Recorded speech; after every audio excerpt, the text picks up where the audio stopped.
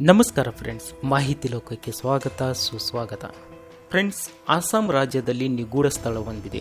ಅದು ಜಗತ್ತಿನ ಜನರನ್ನು ದಿಗ್ಭ್ರಮೆಗೊಳಿಸಿದೆ.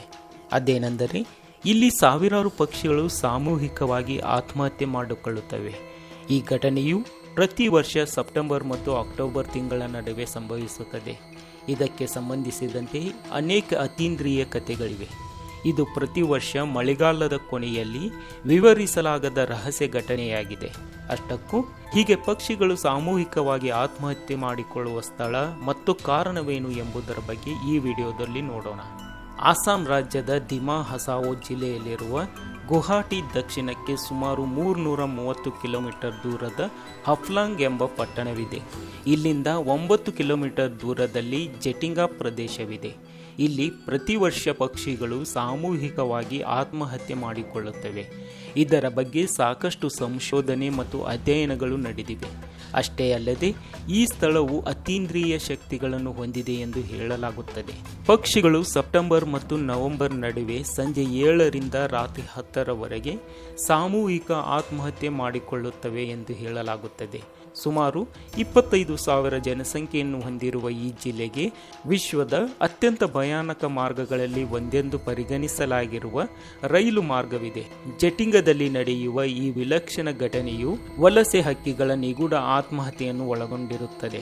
ನಿಗದಿತ ತಿಂಗಳುಗಳಲ್ಲಿ ಮಿಂಚುಳ್ಳಿ ಮತ್ತು ಚಿಕ್ಕ ಬೆಳ್ಳಕ್ಕಿ ಸೇರಿದಂತೆ ವಿವಿಧ ಜಾತಿಯ ಪಕ್ಷಿಗಳು ಈ ವಿವರಿಸಲಾಗದ ವಿದ್ಯಮಾನದಿಂದ ಪ್ರಭಾವಿತವಾಗಿವೆ.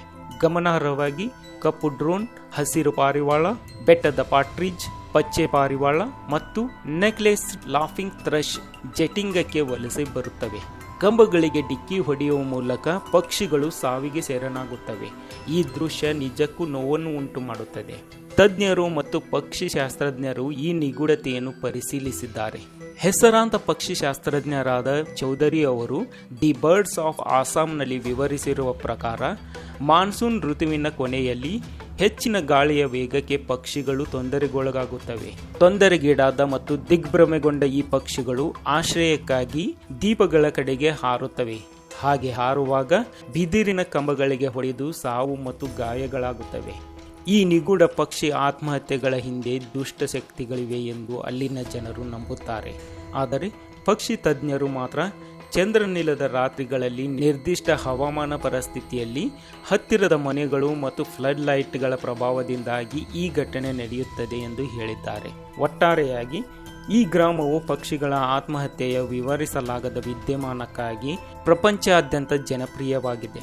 ಫ್ರೆಂಡ್ಸ್, ಈ ವಿಡಿಯೋದ ಬಗೆಗಿನ ನಿಮ್ಮ ಅನಿಸಿಕೆಯನ್ನು ಕಮೆಂಟ್ ಮೂಲಕ ತಿಳಿಸಿ. ಮುಂದಿನ ವಿಡಿಯೋದಲ್ಲಿ ಇನ್ನೊಂದು ಇಂಟ್ರೆಸ್ಟಿಂಗ್ ವಿಷಯದೊಂದಿಗೆ ಬರುತ್ತೇನೆ. ಅಲ್ಲಿಯವರೆಗೂ ನಮಸ್ಕಾರ. ವಂದೇ ಮಾತರಂ.